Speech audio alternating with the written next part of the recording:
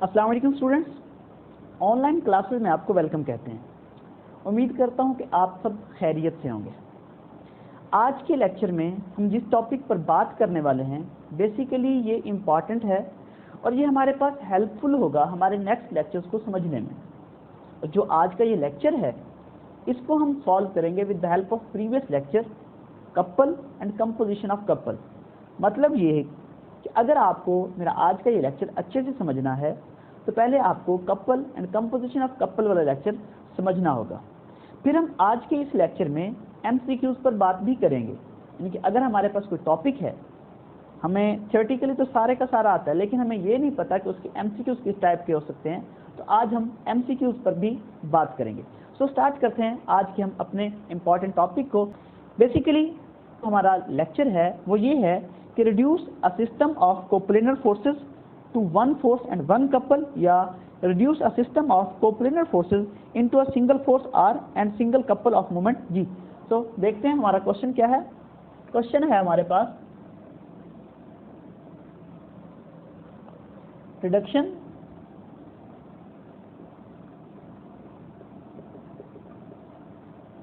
Of a system of coplanar forces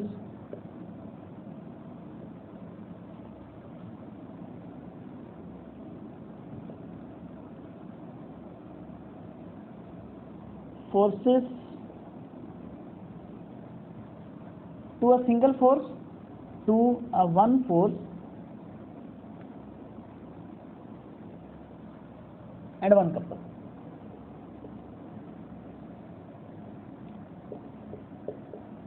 आपके पास question कुछ इस तरह से आ सकता है, reduction of system of coplanar forces to a one force and one couple, इस फॉर्म में भी आ सकता है क्वेश्चन। या फिर आपके पास क्वेश्चन कुछ इस तरह भी इसकी स्टेटमेंट आ सकती है कि reduce a system of coplanar forces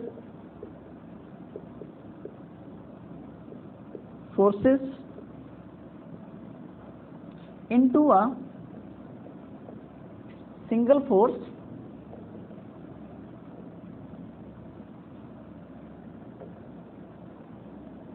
and a single force R and a single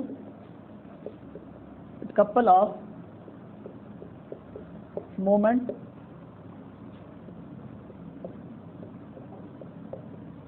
ji. So dear student, जैसा कि मैं अपने हर लेक्चर में कह चुका हूं कि अगर आपने किसी भी क्वेश्चन को सॉल्व करना है, किसी भी प्रॉब्लम को सॉल्व करना है, पहले आप उसकी स्टेटमेंट को समझें।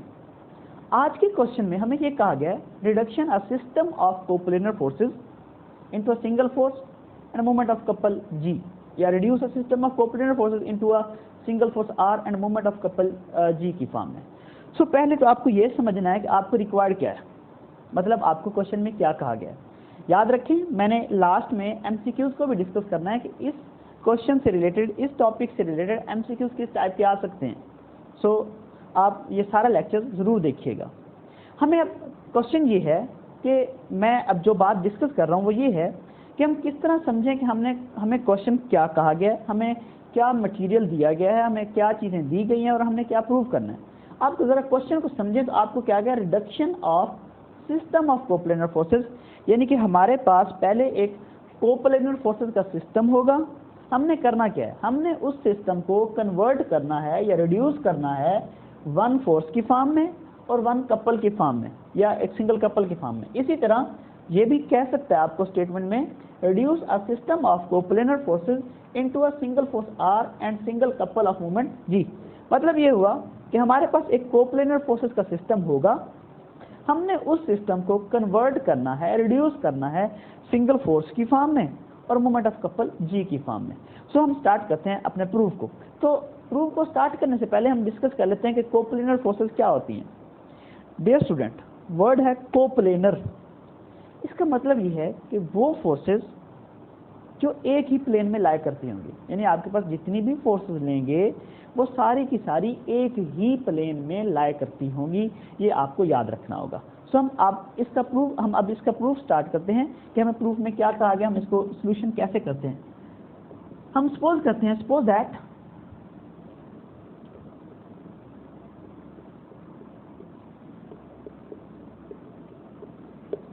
we have coplanar forces. Coplanar forces P1, P2, Pn acting through the point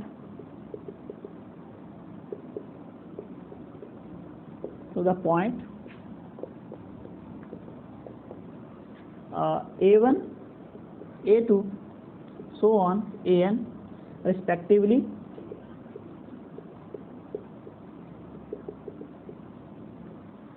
suppose करें हमारे पास कोप्लेनर फोर्सेज हैं P1, P2, so on Pn act कर रही हैं किसी भी point A1, A2, so on An respectively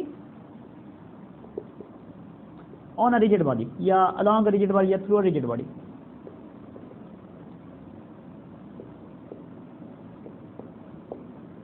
okay dear student, मैंने ये कहा सपोज करें कि हमारे पास डिफरेंट कोप्लेनर फोर्सेज हैं जिनको हमने शो किया हुआ है P1, P2, P3, so on Pn की फॉर्म में, और मैं ये कह रहा हूँ कि ये जो फोर्सेज हैं ये किसी point A1, A2, A3, so on An पर एक्ट कर रही हैं किसी भी रिजिड बॉडी के अलोंग।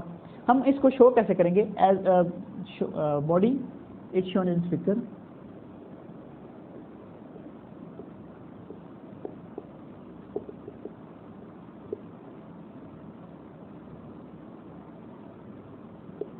अब हम एक फिगर ड्रा करते हैं।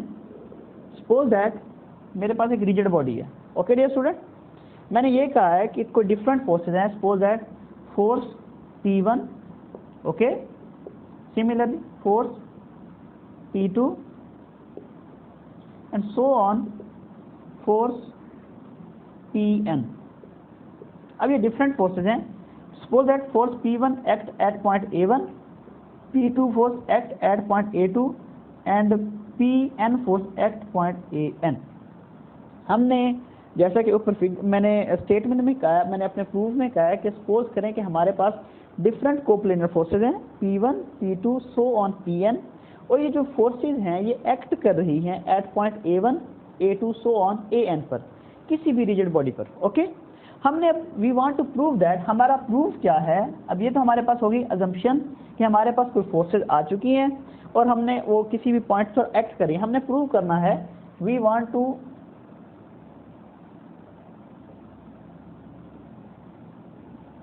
Show that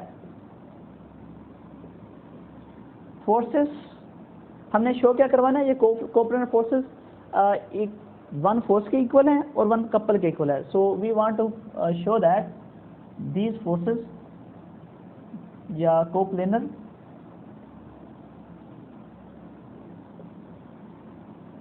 forces equal to single force R and moment of couple G। ये हमने प्रूव करना है। तो डियर स्टूडेंट, मैं इसको फिगर नंबर 1 का नाम देता हूँ। अब अगर स्टूडेंट्स आप देखें तो ये तो हमारे पास सिंगल फोर्सेज हैं, यानी कि जस्ट फोर्सेज हैं, किसी भी पॉइंट पर एक्ट कर रही हैं। हमने इनको किस तरह ये पॉसिबल है कि हम इनको कन्वर्ट कर सकें मोमेंट की फॉर्म में और आर की फॉर्म में। अब ये काम करने के लिए मतलब हमने अपनी इन फोर्सेज को कन्वर्ट करना है एक सिंगल फोर्स आर की फॉर्म में और मोमेंट ऑफ कपल जी की फॉर्म में। अब ना तो हमारे पास कोई कपल है, ये तो सिंगल फोर्सेज हैं, यानी P1, P2, P3, और कपल तो हमारे पास तभी बनता है जब दो डिफरेंट फोर्सेज होती हैं।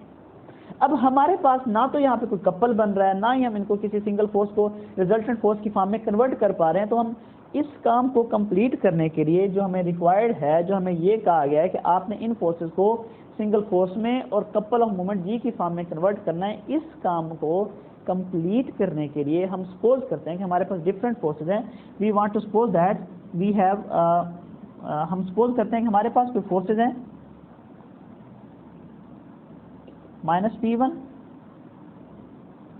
ये हमारे पास कोई पॉइंट है O, P1।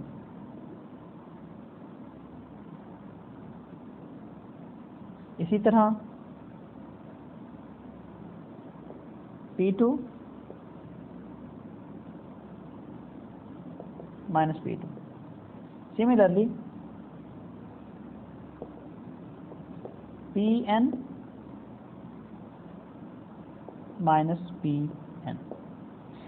मैंने सपोज किया कि मेरे पास डिफरेंट फोर्सेस हैं P1 minus P1, P2 minus P2, so on Pn minus Pn acting at a point O। हम इन फोर्सेस को क्या कहेंगे? कंकरेंट फोर्सेस कह लेते हैं। अब सपोज करें कि हम इसको फिगर नंबर 2 का नाम देते हैं। सपोज दैट अब हमारे पास, मैंने सपोज किया है अपने काम को कंप्लीट करने के लिए कि हमारे पास डिफरेंट फोर्सेस हैं P1 minus P1, P2 minus P2, so on Pn minus Pn acting at a point O। तो हम सपोज करते हैं, suppose that to prove our required result, to prove our required result, to prove our required result, we suppose that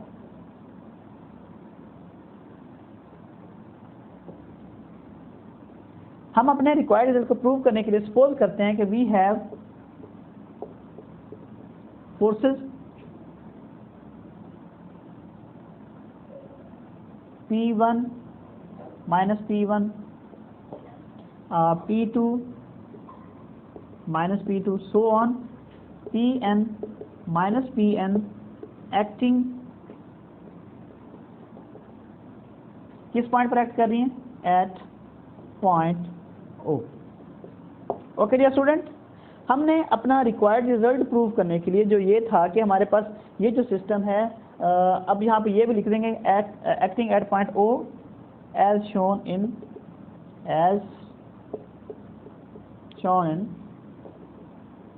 figure 2। हम यहाँ पे ये assumption कर रहे हैं कि हम अपने ये जो सिस्टम ऑफ कोप्लेनर फोर्सेस था, हम इसको कन्वर्ट करना चाह रहे हैं एक सिंगल फोर्स की फॉर्म में और कपल ऑफ मोमेंट G की फॉर्म में। अब हमारे पास इस रिजल्ट को प्रूव करने के लिए हमने सपोज किया खुद से कि हमारे पास डिफरेंट फोर्सेज हैं P1 minus P1, P2 minus P2, so on Pn minus Pn। हम कंसीडर करते हैं कि हमारे पास ये जो फोर्सेज हैं एक पॉइंट O पर एक्ट कर रही हैं।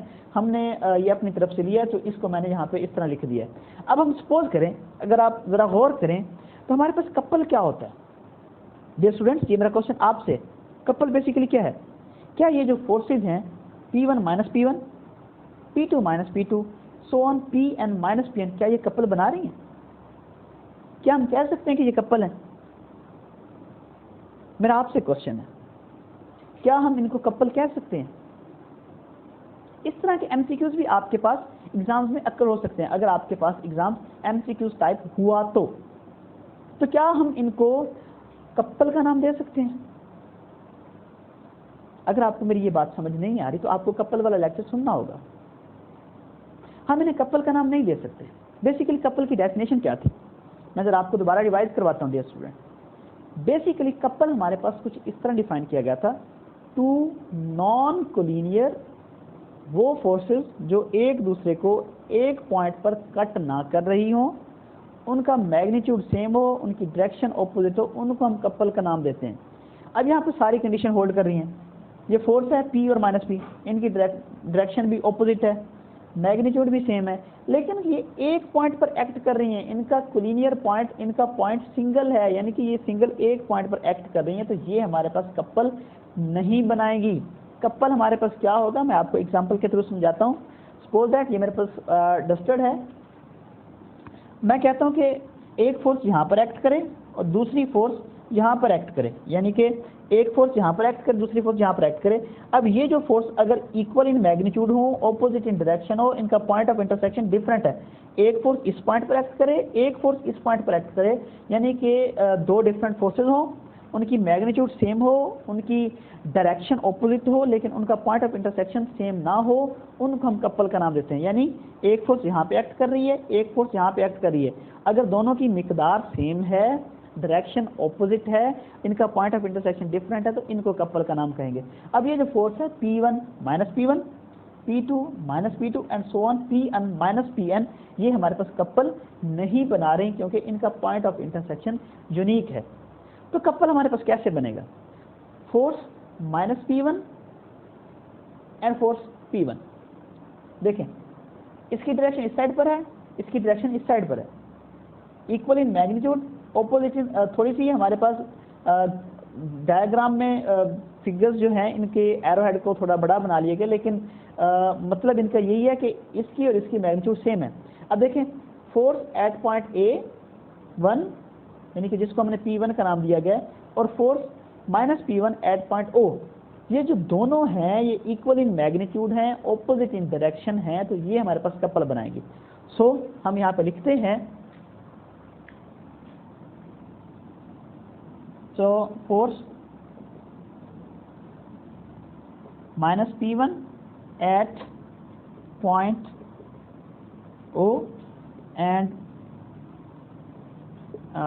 force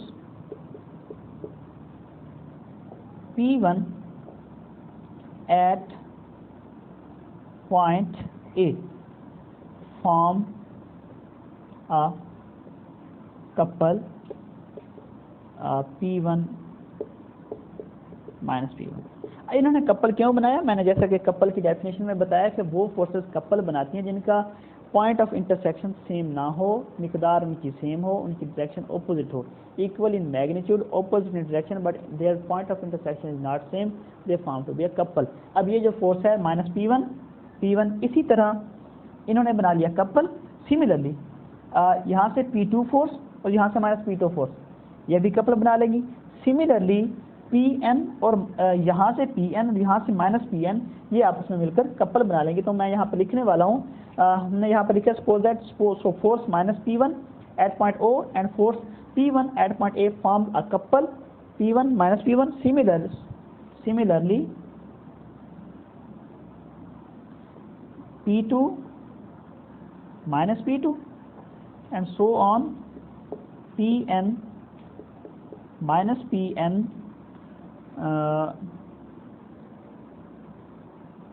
form a couple।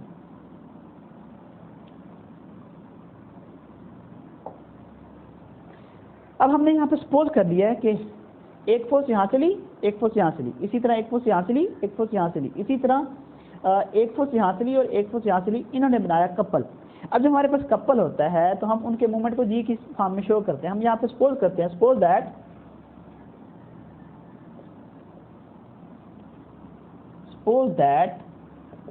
G1 G2 so on Gn the moment of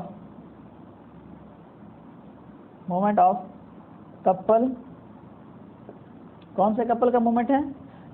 P1 minus P1 so on Pn minus Pn। Okay, हमने अब सपोज कर लिया कि हमारे पास ये जो G1 है, G2 है, सो ऑन Gn है, ये मूवमेंट ऑफ कपल हैं। किस कपल का मूवमेंट है? किस कपल का? P माइनस P, और इसी तरह सो ऑन Pn माइनस Pn का। अब हमने एक लेक्चर डिस्कस किया था कंपोजिशन ऑफ कपल वाला।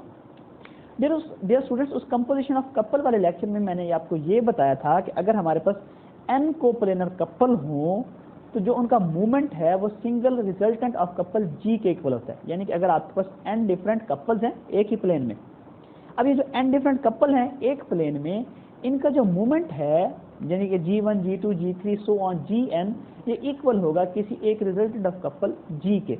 आपको अगर मेरी ये बात समझ नहीं आई तो आपको मेरा लेक्चर कंपोजिशन ऑफ कपल वाला सुनना होगा।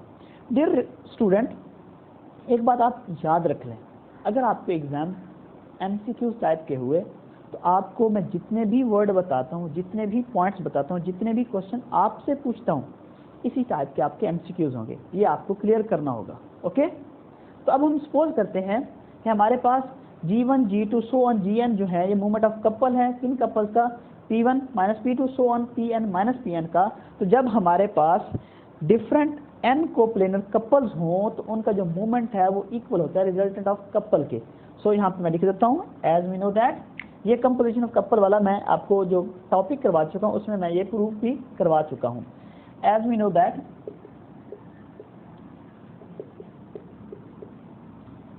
if we have n coplanar couple, then their moment G1 so on Gn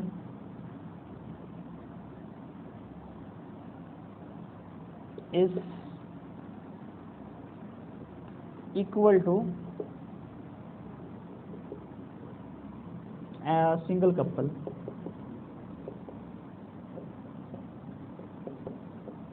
जी, और ये जो G होगा, यानी हम ये प्रूव कर चुके हैं कि अगर हमारे पास डिफरेंट n कोप्लेनर कपल हों तो जो उनका मूवमेंट है G1 G2 so on Gn equal होगा किसी रिजल्टेंट ऑफ कपल G के या सिंगल कपल ऑफ G के, जिसको मैंने single of couple of G का नाम दिया है। ओके डियर स्टूडेंट, अब मैं वही प्रूव करते हैं। सो हमारे पास ये डिफरेंट कपल्स थे P1 P2 so on Pn, इनका जो मूवमेंट है ये किसके इक्वल आ जाएगा?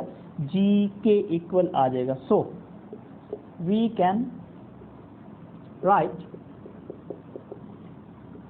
G is equal to G1 plus G2 so on Gn के। हमारा एक रिजल्ट तो प्रूव हुआ। जरा आप स्टेटमेंट को देखें। स्टेटमेंट में आपको ये कहा गया था, reduction of a system of coplanar forces to a one force and one couple, या हमारे पास ये था reduce a system of coplanar forces into a single force R and single couple of movement G। तो हमने ये result तो prove कर लिया कि हमारे पास ये जो डिफरेंट कोप्लेनर फोर्सेज हैं, इनको हमने, इनका जो कपल था उनका जो मूवमेंट निकला है वो हमने उसको सिंगल मूवमेंट G की फॉर्म में शो करवा लिया है। अब हमारे पास अगला टास्क क्या है कि अब हमारे पास टास्क ये है कि हमने ये जो फोर्सेस थी इनको सिंगल फोर्स की फॉर्म में कन्वर्ट करना है। डियर स्टूडेंट, जरा गौर से मेरी बात को सुनिएगा। हमारे पास यहाँ से फोर्स P1, यहाँ से फोर्स -P1, यहाँ से फोर्स P2, यहाँ से फोर्स -P2, इसी तरह यहाँ से फोर्स Pn और यहाँ से फोर्स -Pn, इन्होंने मिलकर क्या बनाया? कपल। अब जब ये फोर्सेस तो कपल बना चुकी हैं तो हमारे पास बाकी फोर्सेस कौन सी बची हैं? बाकी फोर्सेस हमारे पास ये वाली बची हैं, P1 P2 so on Pn की फॉर्म में। अब हमारे पास डिफरेंट जब फोर्सेस होती हैं तो हम उनको रिजल्टेंट ऑफ फोर्स की फॉर्म में लिख सकते हैं। अगर आपको याद हो तो हमारे पास, अगर मेरे पास सपोज दैट फोर्स है एक A, दूसरी है B, तो हम इनको रिजल्टेंट ऑफ फोर्स R की फॉर्म में लिख सकते हैं, अगर आपको ये याद हो। यानी कि आप यूं कह सकते हैं कि अगर हमारे पास डिफरेंट कोप्लेनर फोर्सेस हों तो हम उनको एक रिजल्टेंट ऑफ फोर्स की फॉर्म में लिख सकते हैं। तो आपको मेरी बात समझ आई है? P1 -P1 P1 -P2 ये P2 और -Pn ये Pn, इन्होंने मिलकर हमारे पास कपल बना लिए हैं। अब जो डिफरेंट हमारे पास रेस्ट फोर्स हैं, जो रिमेनिंग फोर्स है वो है P1 P2 so on Pn की फॉर्म में। ओके, तो हमारे पास हम अब लिखते हैं। So now we have forces P1 P2 so on Pn, इन पर एरो हेड भी डालिएगा, n acting through the point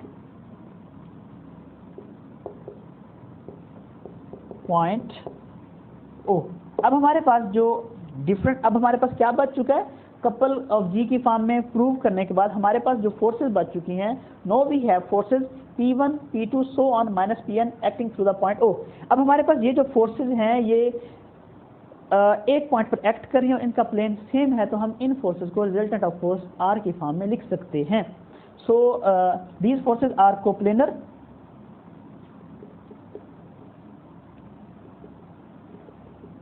forces are coplanar, so we can write them as following। किस तरह लिख सकते हैं?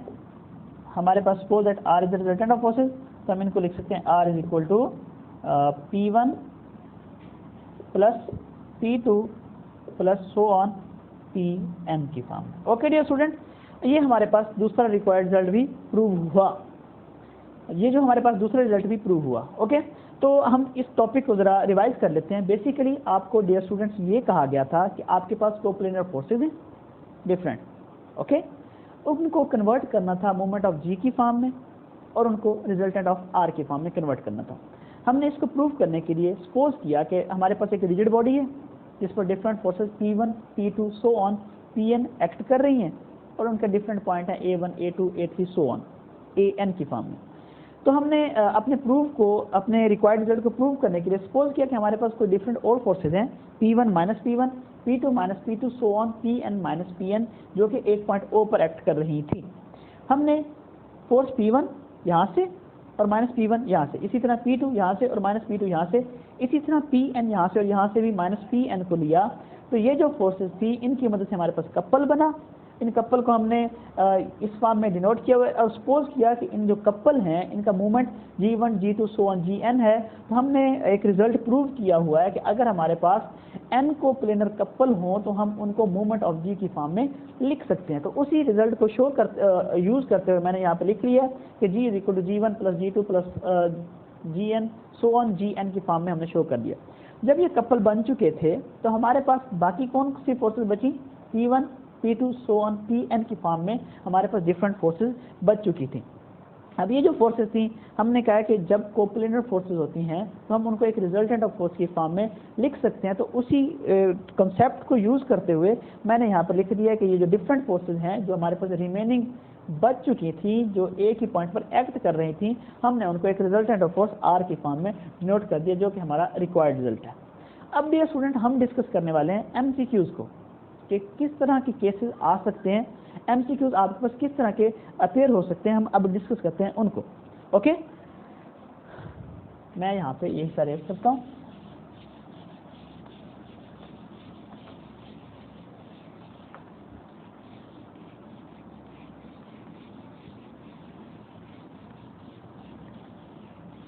अब एमसीक्यूज़ को आपने अच्छे से समझना है। आपके पास एमसीक्यूज़ कुछ इस तरह का आ सकता है।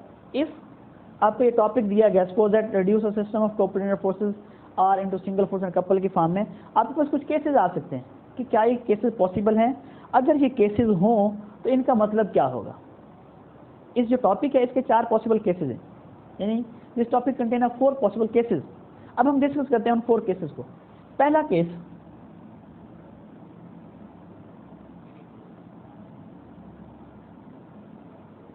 केस 1, सपोज दैट हमारे पास resultant of forces R is equal to 0 और G इज इक्वल टू 0। तो इसका क्या मतलब होगा इस टॉपिक में। दूसरा केस, अगर हमारे पास R is not equal to 0 और G इज इक्वल 0, इसका क्या मतलब होगा इस टॉपिक में। इसी तरह तीसरा case, case number 3, if R is equal to 0 but G does not equal to 0, इसका क्या मतलब होगा। और चौथा केस हमारे पास कुछ ये हो सकता है, अगर हमारे पास ये जो दोनों हैं R is not equal to 0 and G is not equal to 0, तो इनका क्या मतलब होगा। ओके डियर स्टूडेंट, बात मेरी समझ आई है आपको। मैंने यहाँ पर ये कहा है कि अगर हमारे पास डिफरेंट केसेस अपेयर होते हैं तो इनका क्या मतलब होगा। एमसीक्यूज़ कुछ इस तरह के हो सकते हैं। अब यहाँ पे पहले केस को डिस्कस करते हैं। If R is equal to 0 and G is equal to 0, इसका क्या मतलब है। पहले तो आपको पता होना चाहिए कि इस टॉपिक में R से क्या मुराद है और G से क्या मुराद है। डियर स्टूडेंट्स, R से मुराद है resultant of coplanar forces and G से मुराद है सम ऑफ या resultant of all couple movement of couple G। Okay, अब आप देखें, आपके पास एक बॉडी है, एक सिस्टम है, उस पर डिफरेंट फोर्सेस एक्ट कर रही हैं। डिफरेंट फोर्सेस एक्ट कर, सपोज दैट यही आप बोर्ड मार्कर वाइट बोर्ड ले लें, इस पर डिफरेंट फोर्सेस एक्ट कर रही हैं। अब उन फोर्सेस का रिजल्टेंट भी 0 है और मूवमेंट भी 0 है। तो आप क्या कहेंगे कि ये बॉडी किस फॉर्म में। हमने एक टॉपिक पढ़ा था, movement basically turning effect of force को कहते हैं। यानी कि अब एक मैं आपको इसको कुछ इस एग्जांपल से समझाता हूँ। सपोज दैट ये बोर्ड मार्कर है, मैं आपको पहला केस समझा रहा हूँ। ये बोर्ड डस्टर्ड है। अब इस पर डिफरेंट फोर्सेज एक्ट कर रही हैं, एक फोर्स यहाँ से मैं लगा रहा हूँ और दूसरी फोर्स यहाँ से लगा रहा हूँ। अब ये जो दोनों फोर्सेज हैं इनका रिजल्टेंट जीरो के इक्वल है, तो मूवमेंट भी जीरो के इक्वल है। तो आप क्या कहेंगे कि ये बॉडी किस फॉर्म में है? आप कहेंगे कि हमारे पास ये बॉडी इक्विलिब्रियम की फॉर्म में। तो इसी तरह आप यहाँ से ये लिख सकते हैं कि when r is equal to 0 and g is equal to 0, it's mean system of coplanar forces is in equilibrium. मेरी बात समझ आई है आपको या नहीं?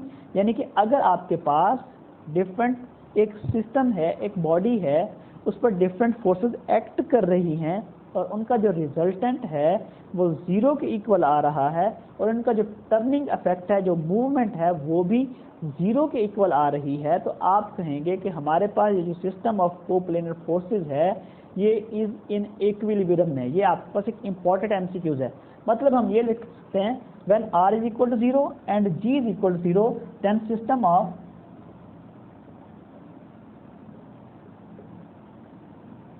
कोप्लेनर फोर्सेज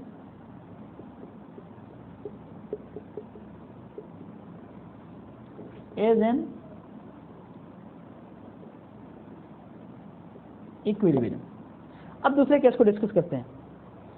हम ये सारे केस डिस्कस इस टॉपिक के रिस्पेक्ट में कर रहे हैं। आपके पास क्वेश्चन यही आ सकता है, if we have a system of coplanar forces, अगर बस यहीं तक अगर आपके पास क्वेश्चन इस तरह का आ सकता है, suppose that we have a coplanar system of coplanar forces, if r is equal to 0 and g is equal to 0, then our system, which type of system is to be appeared। तो आपके पास इस तरह के चार option आ सकते हैं, ये। तो आप कहेंगे कि अगर हमारे पास सिस्टम सिस्टम जो है वो कोप्लेनर फोर्सेस की फॉर्म में है, तो उसमें अगर r is equal to 0 है, g is equal to 0 है, तो आप कहेंगे ये जो सिस्टम ऑफ कोप्लेनर फोर्सेस है इक्विलिब्रियम की फॉर्म में। अगर इसी तरह आपके पास यही ऑप्शन आ जाता है एमसीक्यूज का कि if we have system of coplanar forces, then r not is equal to 0, g is equal to 0, which kind of behavior of system। मतलब ये है कि अगर आपके पास सिस्टम ऑफ कोप्लेनर फोर्सेज है, उसमें resultant of force is not equal to 0 है, g जो है वो 0 के इक्वल है, तो आपका सिस्टम किस फॉर्म में है? तो आप ये एमसीक्यू समझिएगा, यानी कि इसका राइट ऑप्शन क्या हो सकता है। देखें, if r is not equal to 0 and g is equal to 0, मतलब क्या हुआ कि आपके पास जो सिस्टम ऑफ कोप्लेनर फोर्सेज है, जिसको हमने ऑलरेडी रिड्यूस कर चुके हैं एक रिजल्टेंट ऑफ फोर्स की फॉर्म में और मोमेंट ऑफ जी की फॉर्म में, उसमें हमारे पास अगर ये कैसे पेयर होता है, r is not equal to 0, g is equal to 0, इसको पहले समझिएगा। r is not equal to 0 का मतलब ये हुआ कि आपके पास जितनी भी रिजल्टेंट ऑफ फोर्सेज है वो इक्वल टू 0 नहीं है, और moment of g is equal to 0 का मतलब है कि इसमें जो टर्निंग इफेक्ट है वो 0 के इक्वल है। तो इसका मतलब क्या निकला? इसका मतलब ये निकला कि हमारे पास जो सिस्टम ऑफ कोप्लेनर फोर्सेज है वो इक्वल टू सिंगल और रिजल्टेंट ऑफ फोर्स के इक्वल आ जाएगा। सो हम इसको ये लिख सकते हैं, the system of when r is not equal to 0 and g is equal to 0, then system of coplanar forces is equal to a single resultant force R। Okay, यानी कि अगर ये कैसे पेयर होता है कि if r is not equal 0, g is equal 0, तो इसका मतलब ये होगा कि हमारा जो सिस्टम ऑफ कोप्लेनर फोर्सेज है वो इक्वल है सिंगल फोर्स यानी कि रिजल्टेंट ऑफ फोर्स R के। अब तीसरा केस हमारे पास क्या है? तीसरा केस हमारे पास ये है कि if r is equal to 0, g is not equal to 0। इसका क्या मतलब हुआ? इसका मतलब ये हुआ कि हमारा जो सिस्टम ऑफ कोप्लेनर फोर्सेज है उसमें रिजल्टेंट ऑफ फोर्स तो 0 के इक्वल आ रही है, लेकिन मूवमेंट 0 के रिजल्टेंट ऑफ मूवमेंट जो है वो 0 के इक्वल नहीं है। तो इसका मतलब ये हुआ कि हमारे पास जो सिस्टम ऑफ कोप्लेनर फोर्सेज है वो इक्वल है in single movement of resultant g की फॉर्म में। ओके, अगर हमारे पास r इज इक्वल टू 0 हो और g is not equal to 0 हो, तो आप कहेंगे कि हमारे पास जो सिस्टम ऑफ कोप्लेनर फोर्सेज है वो इक्वल है एक रिजल्टेंट ऑफ मूवमेंट g के। ओके, अब चौथा केस हमारे पास क्या है? फोर्थ केस हमारे पास है कि if r is not equal to 0, g is not equal to 0। मतलब ये कि आपके पास सिस्टम ऑफ कोप्लेनर फोर्सेज है, उसमें रिजल्टेंट ऑफ फोर्सेज भी 0 के इक्वल नहीं है, movement of resultant of couple भी 0 के इक्वल नहीं है। तो इसका क्या मतलब होगा? इसका मतलब ये होगा कि हम अपने सिस्टम को एक सिंगल हम अपने सिस्टम को यानी कि कोप्लेनर सिस्टम को रिड्यूस कर सकते हैं सिंगल फोर्स R के फॉर्म में और कपल ऑफ मोमेंट G की फॉर्म में। इन चारों केसेस को दोबारा सुन लें। अगर R is equal to 0, G is equal to 0 हो, तो इसका मतलब ये है कि आपके पास जो सिस्टम ऑफ कोप्लेनर फोर्सेस है वो इक्वल है, सॉरी वो इक्विलिब्रियम की फॉर्म में। अगर r is not equal to 0 and g is equal to 0 हो तो इसका मतलब ये होगा कि हमारे पास system of coplanar forces is equal to a resultant of force या सिंगल फोर्स r के। If r is equal to 0 and g is not equal to 0 हो तो इसका मतलब ये होगा कि हमारे पास जो सिस्टम ऑफ कोप्लेनर फोर्सेस है वो इक्वल है रिजल्टेंट ऑफ मोमेंट g के। अगर हमारे पास ये केस आ जाता है कि if r is not equal to 0 and g is not equal to 0, then we can say that we can reduce our system of coplanar forces into a single force r, which is called to be a resultant of force, and moment of couple g, which is called to be a resultant of moment of couple g1 g2 so on gn। so ये हुआ आज का topic. Dear student, अगर आपको मेरे इस topic की समझ नहीं आई तो आप मेरे जीमेल अकाउंट रखते हैं और डिफरेंट किस्म के हम MCQs को भी अब अपने लेक्चर्स में डिस्कस किया करेंगे। Thank you for watching my videos. अल्लाह हाफ़िज़।